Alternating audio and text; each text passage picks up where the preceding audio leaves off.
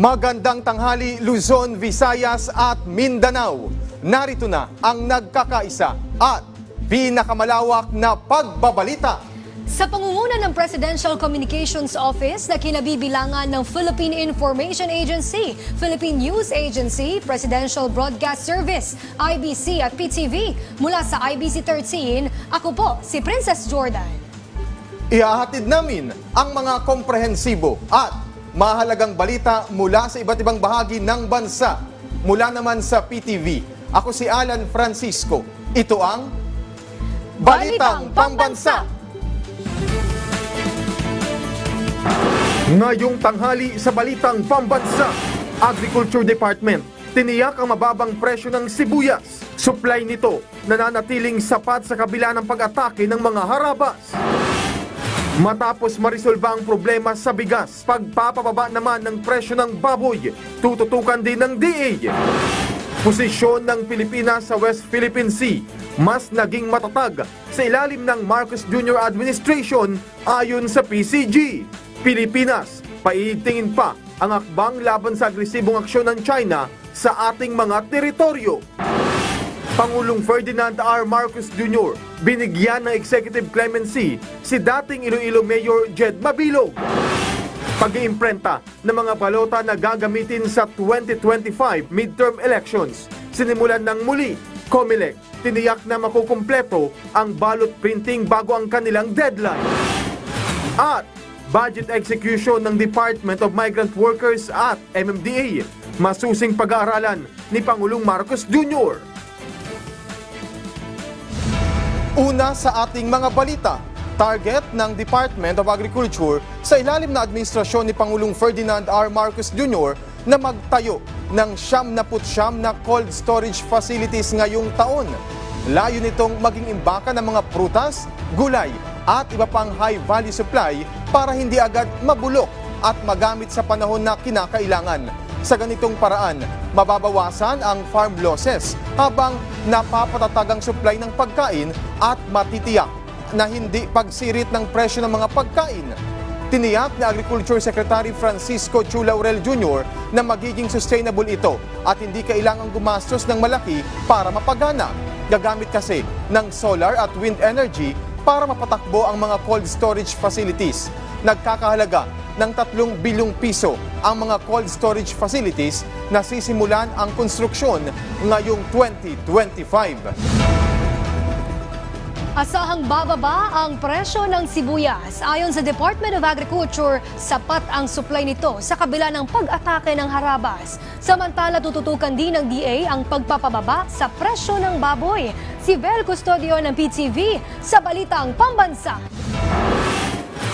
Tumaas ang presyo ng sibuyas dulot ng pamamesi ng harabas o armyworm sa Pangasinan, na isa sa pinakamalaking producer ng sibuyas sa bansa. Last year po kasi pumalo lang po kasi ng 60-70, naglaro lang po ng 60-70 matagal, ilang buwan din po. Simula April hanggang December po, ganun ang presyo ng sibuyas natin last year. Pero ngayon taon na po na to, bigla pong lumobo ang presyo niya. Kaya po ganun na, hirap din po ngayon sa supply.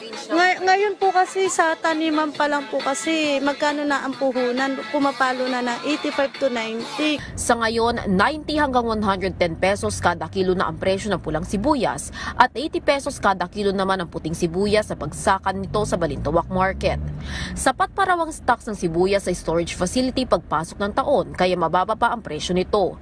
Pero simula nitong huling anihan noong nakaraang linggo, mataas na ang presyo ng mga bagong aning sibuyas pero bumaba ang supply nito. Sana din po sa factor 'yon kasi sa ngayon po kasi yung boss po namin na nag-iikot sa Pangasinan, walang masyadong sibuyas po talaga makuha. Gawa siguro din po doon sa mga napesto yung ibang bayan po doon ng sibuyas po nila na tanim. Halos 6 na toneladang pananim na may halagang mahigit 4 na milyong piso ang apektado ng harabas.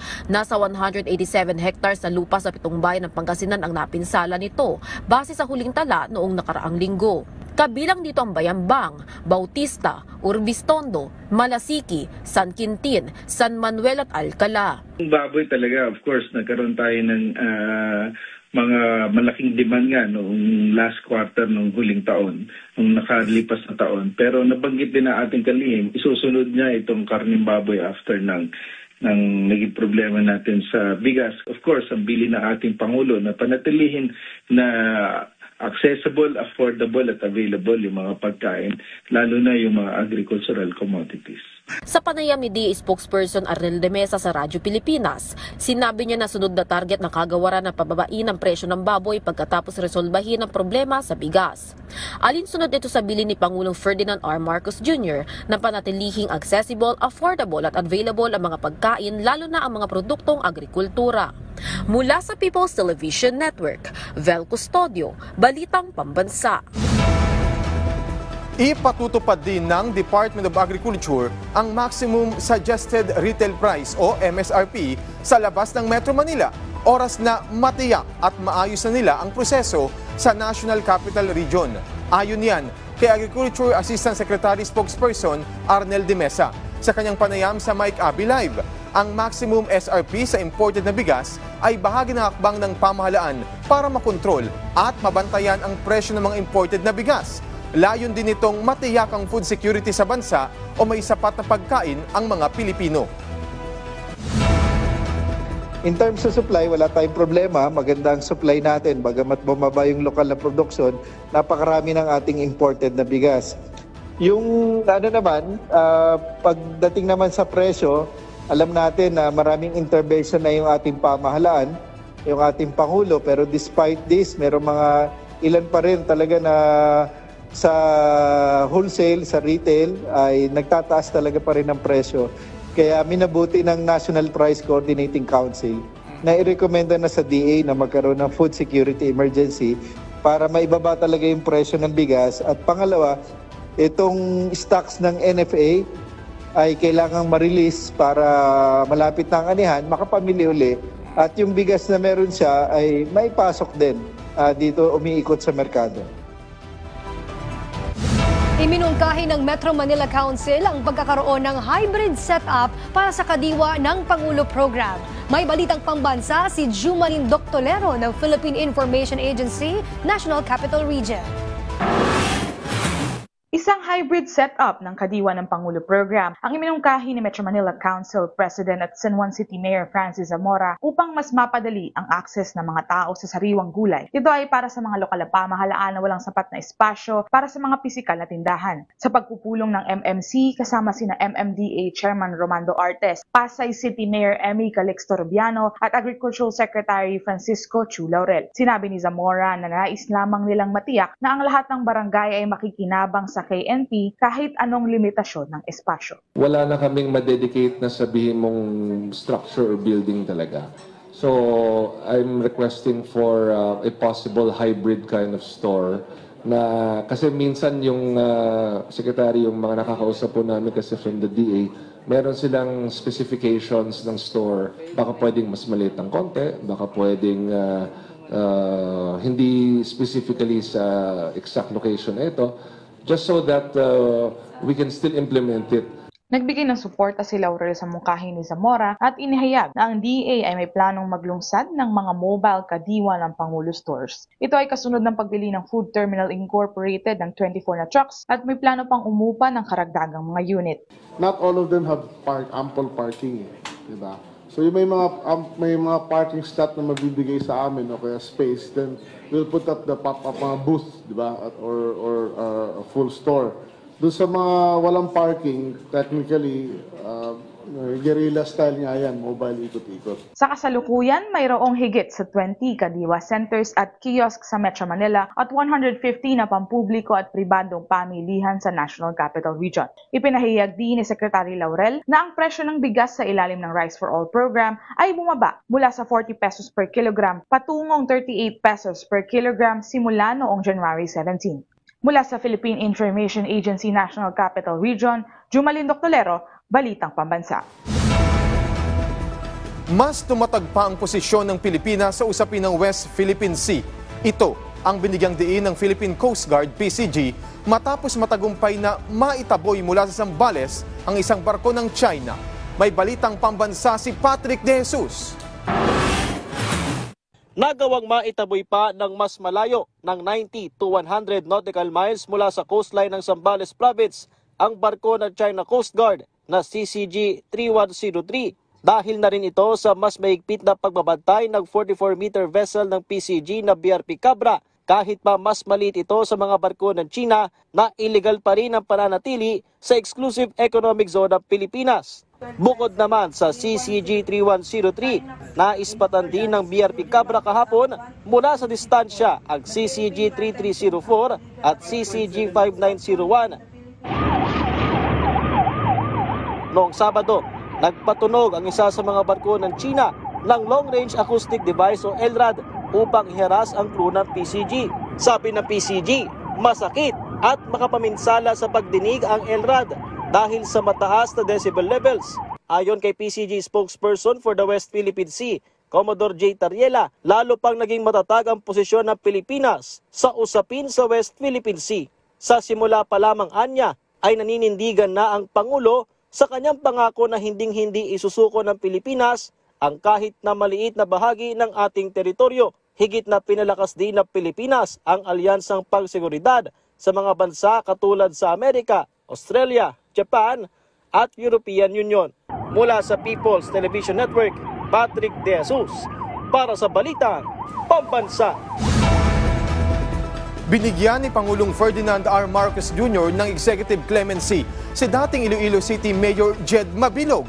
Kinumpirma yan na Executive Secretary Lucas Bersamin at binigyang diin ang mabuting pamahala at ang mga parangal na natanggap ng Iloilo City sa ilalim ng kanyang pamumuno. Kasabay ng pagbibigay ng executive clemency ang pagbawi rin ng administrative penalties at disabilities ni Mabilog.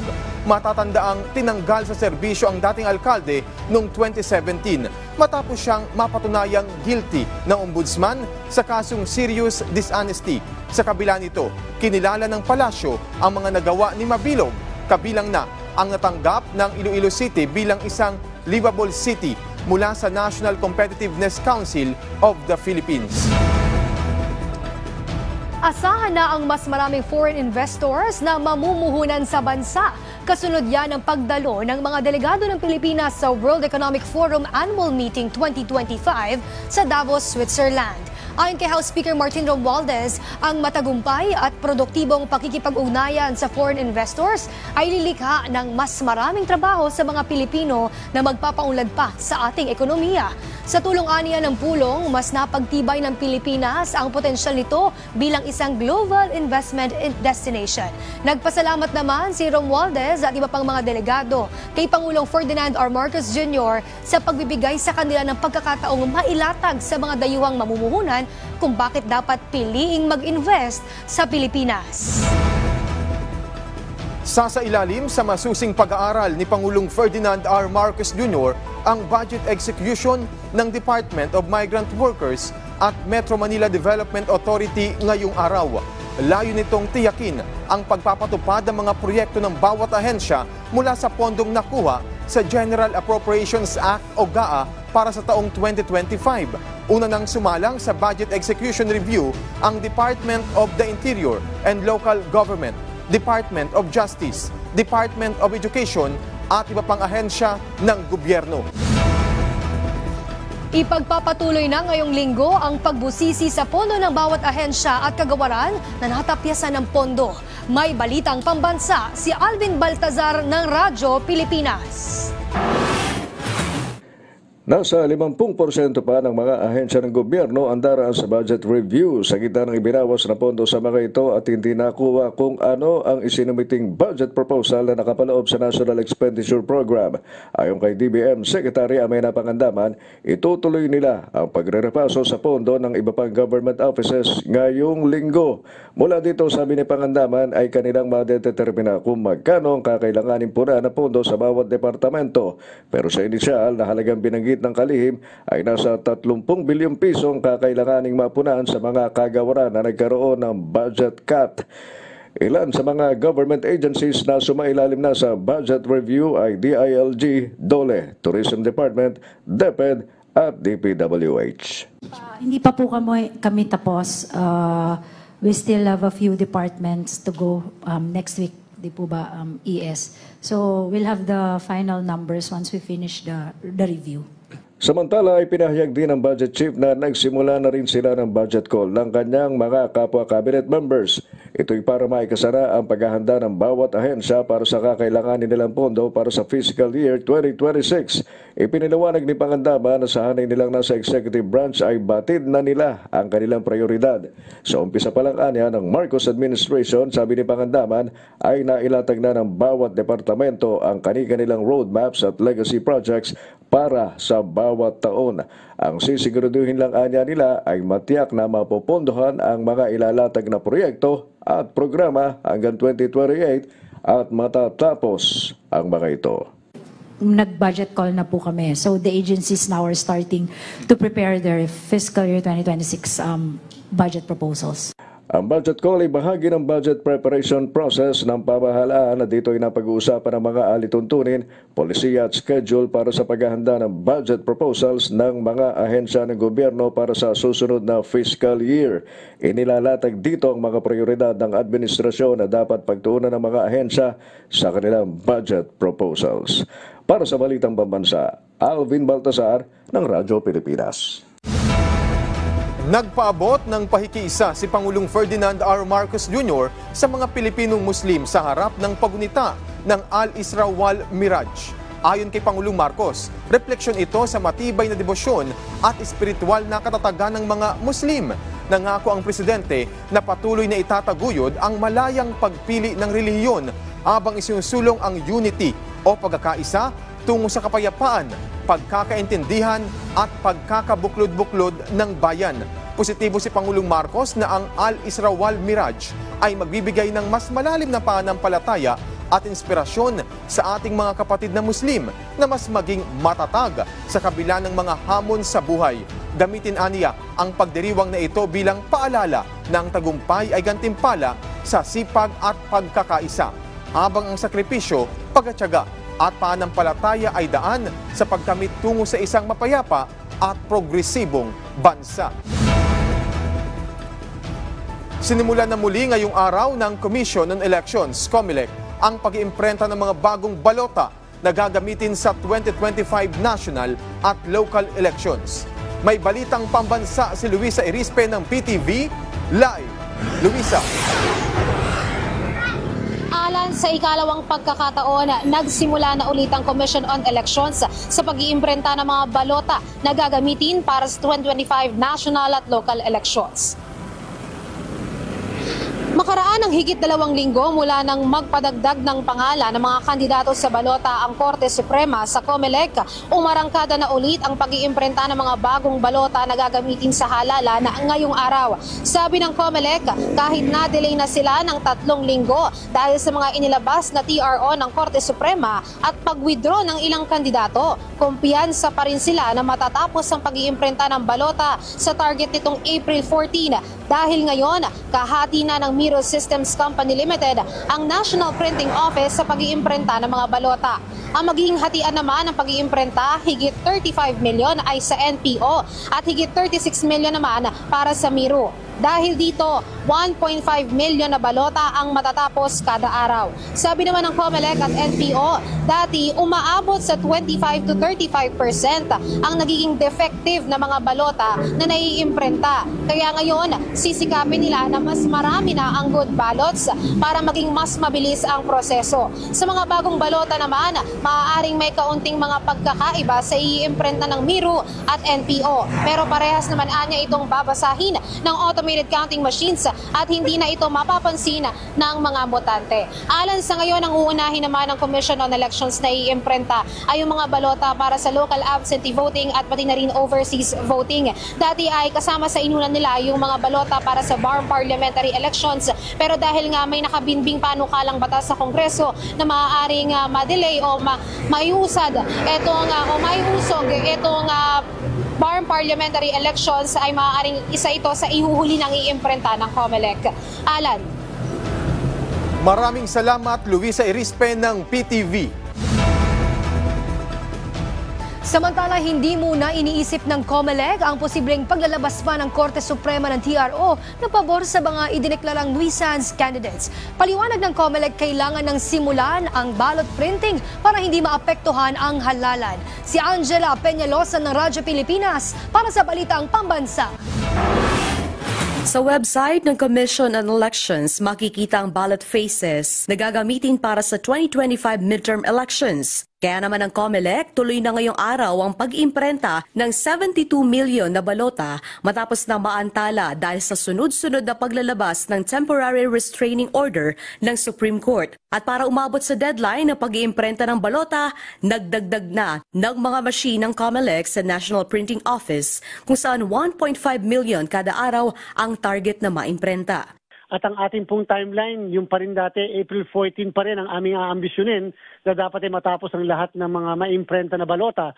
Bagamat sa Alan na tayo na-delay ng mga 3 linggo, ay gagawan din pa rin namin ng paraan kung kinakailangan, kahit gabi, mag-iimprenta kami ng mga balota. Bagamat iginagalang ng komisyon ng SC, hindi mo na iniisip ng COMELEC ang posibleng paglalabas ulit ng TRO ng Korte Suprema. Sa halip, nakatuon ang poll body sa ballot printing upang maiwasan ang agam-agam ng ating mga kababayan sa darating na halalan.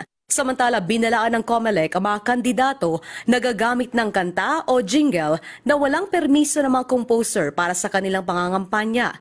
Dapat lang either pagbayarin sila o panagutin dito po sa ganitong klaseng irregularidad. Kaya po tayo nakipag-ugnayan sa ahensya upang mas madali po ang ating monitoring at the same time yung mismong paghingi ng kompensasyon ng mga artist natin sa mga kandidato o partido politikal. Sa huli, pagtitiyak ng COMELEC, gagawin nila ang lahat para maging maayos ang halalan sa darating na Mayo. Mula sa PBS Radyo Pilipinas, Angela Peñalosa para sa Balitang Pambansa. Mas ligtas at mabilis na ang biyahe sa mga lugar sa gitnang Iloilo matapos ang upgrade na isinagawa ng New Lucena Santa Barbara Road ng Department of Public Works and Highways. Ayon sa DPWH Region 6, ang nasabing proyekto ay ang pag-aspalto sa 8.66 kilometers na daan, kasama ang 613 meters na kanal at sidewalk, pati na ang 222 meters na konkretong shoulder. Dagdag pa ng ahensya, bukod sa pagpapadali ng biyahe, makakatulong din ang nasabing proyekto sa pagpapahaba o pagpapahaba ng buhay ng kalsada at pagbaba ng gastusin sa maintenance. Kasama rin sa proyekto ang paglalagay ng reflectorized pavement markings at mga warning signs para sa kaligtasan ng mga motorista at pedestrian. Ang proyekto ay ipinapatupad ng DPWH Iloilo 4th District Engineering Office at nagkakahalaga ng 122.4 million pesos. Kasado na simula bukas ang 2 araw na special job fair ng Department of Labor and Employment DOLE para sa mga nawalan ng trabaho dahil sa Pogo ban. Sa panayam ng Radyo Pilipinas, sinabi ni Labor Secretary Bienvenido Laguesma Jr. na mahigit 5,000 trabaho ang iaalok sa isasagawang special job fair sa SMX Convention Center sa lungsod ng Pasay. Nasa kabuang higit 100 local employers at 6 na overseas companies mula sa Metro Manila ang lalahok sa nasabing aktibidad. Samantala, tiniyak naman ng DOLE na tumutugma ang mga iaalok na trabaho sa dating work experience ng Pogo workers. Aniya, masusing isasailalim o isinailalim sa profiling ang displaced Pogo workers para tukuyin ang posibleng trabaho para sa kanila. Bukod sa trabaho, may iba pang alok na programa ang DOLE tulad ng upskilling at pagnenegosyo. Yung mga posibleng trabaho na pwede lang mapuntahan. Kaya nga po yung mga jobs fair, hindi lamang po nakapokus sa employment facilitation services o referral o yung may kaugnayan sa proseso para matanggap sa bagong trabaho. Yung nabanggit mo din na Ray na livelihood, intervention, ulitin ko lang, upskilling and retooling ng mga workers at yung paglawak po ng DTI sa nasabing job fair ay sinalaman naman sa business mentoring at saka entrepreneurial mentoring ng ating mga kababayan. Umarangkada na ngayong araw ang inisyal na pagdinig ng binuong Tri-Committee ng Kamara na tutugon sa problema sa fake news sa bansa, lalo na sa social media. May balitang pambansa si Mela Las Moras ng PTV. Mela? Princess, nanindigan si House Committee on Public Order and Safety Chair Dan Fernandez na napapanahon na para masugpo ang talamak na pagkalat ng fake news sa bansa, lalo na nga sa social media. Kaya ngayong araw umarangkada na ang inisyal na talakayan ng House Committee on Public Order and Safety, Committee on Public Information at Committee on Information and Communications Technology o tinatawag ngayong House Tri-Committee ukol dito. Kasama sa briefing ang mga kinatawa ng iba't ibang social media platforms at iba pang stakeholders. Ayon kay Congressman Fernandez, bagamat kinikilala nila ang freedom of speech ng bawat isa, dapat ay mapanagot na ang mga taong sadyang nagpapalaganap ng mga kasinungalingan at maling impormasyon. Target-ana nilang maparusahan na ang troll farms, alinsunod na rin sa hiling ng iba pang kongresista na naghain na rin ng ilang resolusyon at panukala ukol dito. Bukod dyan sa hiwalay na pagdinig naman ng House Committee on Basic Education and Culture, mainit ang usapin ngayon ukol sa issue ng Comprehensive Sexuality Education Program ng Department of Education. Tutol ang ilang kongresista sa pagtuturo sa mga eskwelahan ng CSE, gayong wala pa naman umanong batas ukol dito. Paliwanag naman ng DepEd, sakop ito ng Responsible Parenthood and Reproductive Health Act of 2012 o RH Law. At yan muna ang latest, Princess. Maraming salamat, Mela Las Moras. Muli na namang nagbuga ng abo ang Canlaon Volcano sa Negros Island na tumagal ng halos 1 oras. Ayon sa PHIVOLCS, 8 beses nagbuga ng abo ang Mount Canlaon sa nakalipas na 34 na oras, kasabay ng naitala na 30 volcanic earthquake. Umabot ang ashfall sa mga barangay ng La Castellana at La Carlota. Paliwanag ni PHIVOLCS Director Dr. Teresito Baculcul, ang nasabing aktibidad ay pahiwatig na posible ang explosive eruption o ang pagputok ng Bulkang Canlaon sa mga susunod na linggo. Kaya naman, inirekomenda nila sa mga residente, partikular sa mga nakatira malapit sa paligid ng bulkan, na manatili na muna sa mga evacuation center at huwag munang babalik sa kanilang mga tirahan. Bagamat maaring itaas sa Alert Level 4 ang bulkan, nanatili ito ngayon sa Alert Level 3. Kapag may malinaw na indikasyon ng mas mataas na panganib tulad ng mabilis na pag-akyat ng magma o kung di kaya matinding seismic activity or yung nakita natin na ground deformation, nag-inflate, namamagal yung dalistis ng vulkan, then agad namin itaas ang alert level para mabigyang babala ang ating publiko at mga opisyal para sa mas maayos na paghahanda. Samantala, abangan po sa programang Bagong Pilipinas ngayon ang panayam kay Anti-Red Tape Authority Director General Ernesto Perez at iba't iba pang mga usapin ang tatalakayin kabilang ang mga programa ng ahensya. Susunod na yan, kaya tutok lang sa inyong pambansang TV, ang PTV. At dyan po nagtatapos ang 30 minutong ulat sa bawat sulok ng bansa. Samahan nyo kaming muli mamayang 6:00 ng gabi para sa updated at pinalakas pang balitaan mula sa PTV. Ako si Alan Francisco. Ito ang pinalawak na puwersa sa pangunguna ng Presidential Communications Office, kabilang ang Philippine Information Agency, Philippine News Agency, Presidential Broadcast Service, IBC at PTV. Mula sa IBC 13, ako naman po si Princess Jordan, hatid sa inyo ang komprehensibong paghimay sa mahalagang usapin dito lang sa Balitang Pambansa!